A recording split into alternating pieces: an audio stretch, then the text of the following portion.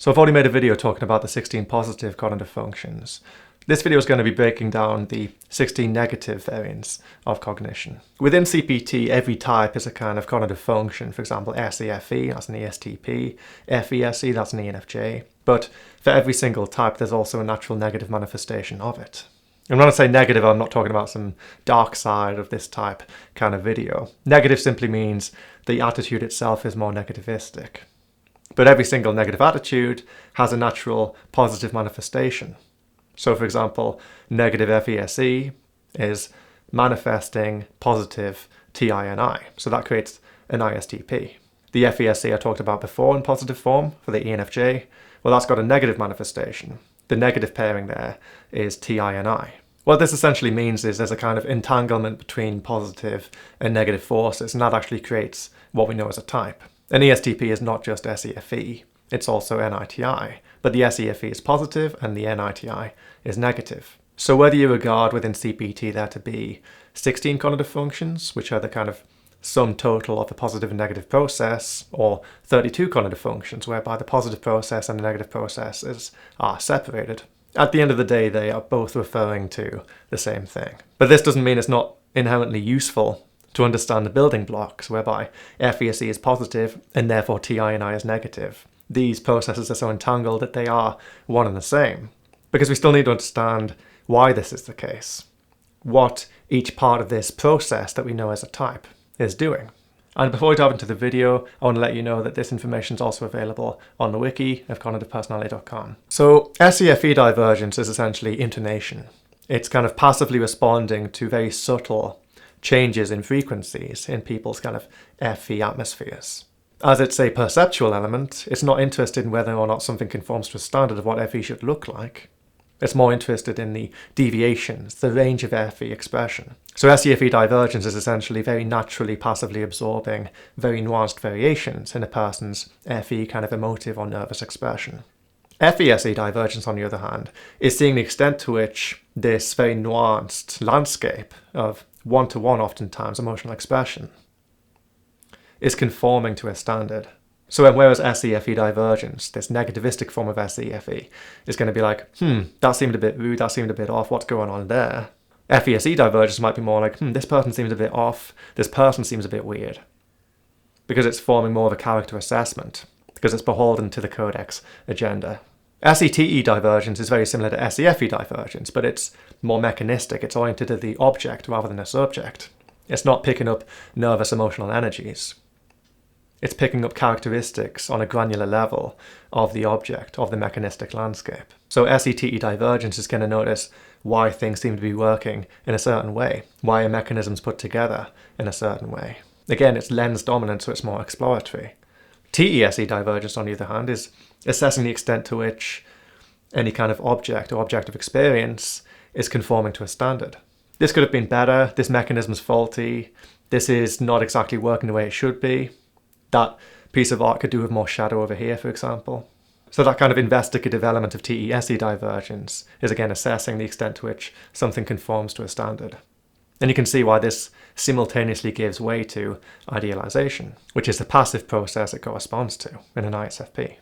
And then you can also see why INTJs might be more naturally mechanistic and scientific. They'll naturally be employing the scientific method a lot of the time in understanding the world around them. But being subject to such granularity of concrete experience naturally invokes a kind of almost existential relational crisis within a person, whereby they need to form an archetype in order to be not overwhelmed by the intensity that is external reality. NEFE divergence is a lot more symphonic. It's kind of like a tuning fork into the overall atmosphere. It's picking up deviations. It's like, the atmosphere of this room's suddenly gone down, or this seems to be a bit weird. Why is there a tension in the air, etc. It's essentially going to be subtly picking up cues, and it'll be very sensitive to the overarching nervous atmosphere.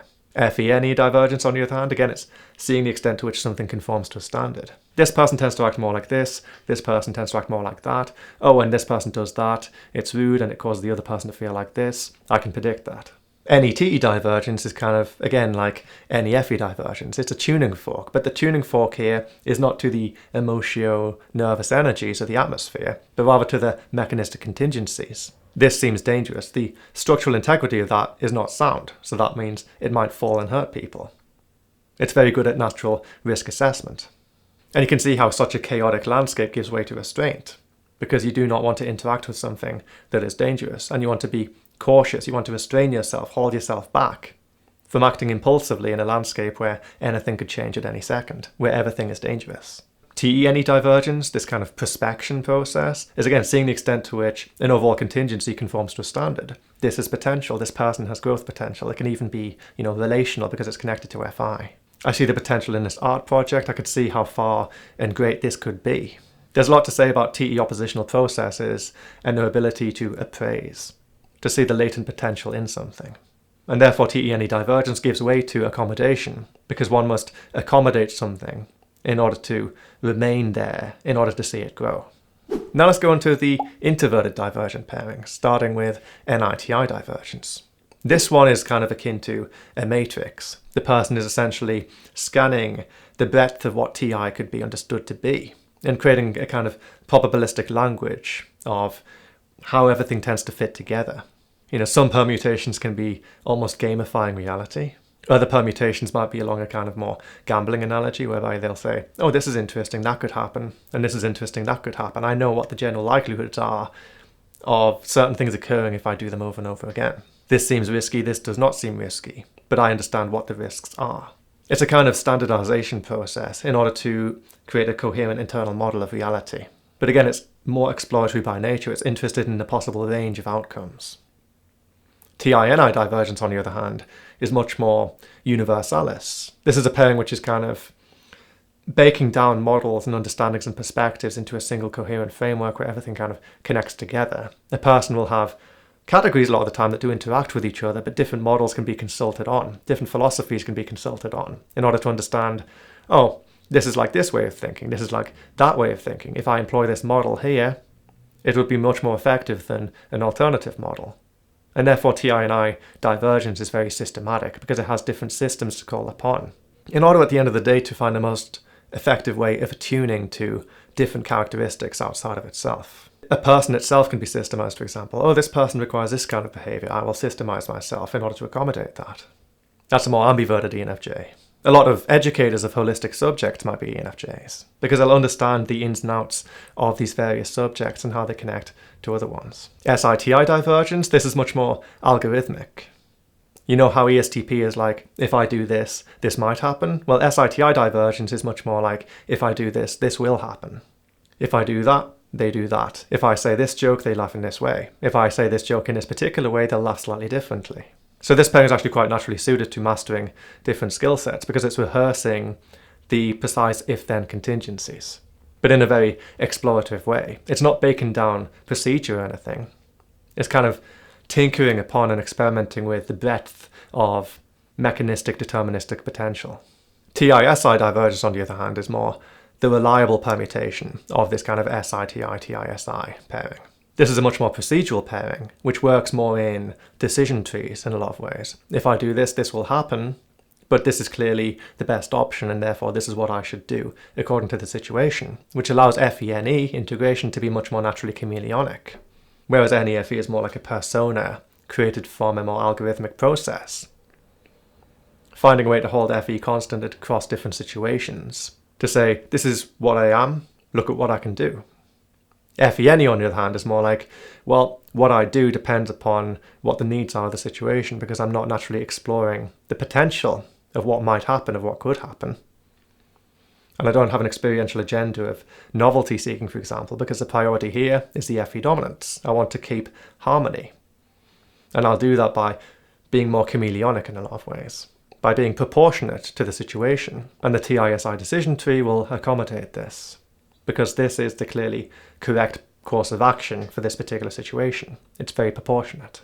NIFI divergence is more like aspiration. It's saying, wow, this is the entirety of what I am, and I could aspire to be this, I could aspire to be that. I wonder what the potential is for anything to be able to shape me, and for me to be able to shape anything else. It's very curious about its own potential. But the only way for me to satisfy this agenda of aspiration is to get hands-on experience, to immerse myself in reality in all of its various guises, to develop a true relationship with everything around me. So again, this is lens dominance. NI is the dominant process of this negative pairing. It's scanning the possibility of Fi and saying, based on this Fi which is held constant, I could become more like this.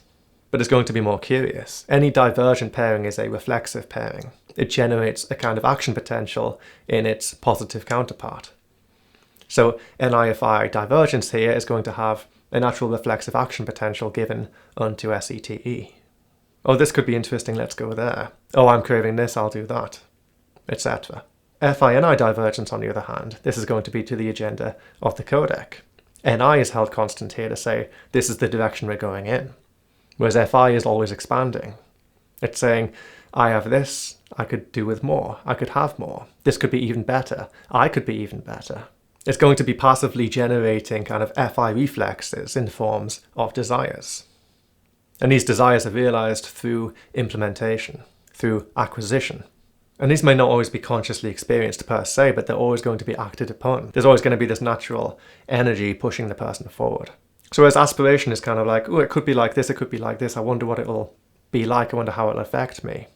I wonder how my perception of myself can change and grow through the maximization of experiences to see what they hold. The ENTJ's process is more like, I am pushed in this particular direction, I could be this, and then it could be even better, and then it could be even better. And TESE is constraining SE, because it's not interested in what SE could become, but rather making sure it becomes an exact thing. SIFI divergence, this is very utopianistic. I tend to operationalize this as yearning, because as a kind of introverted sensing, introverted feeling pairing, it's more interested in needs than it is desires and aspirations.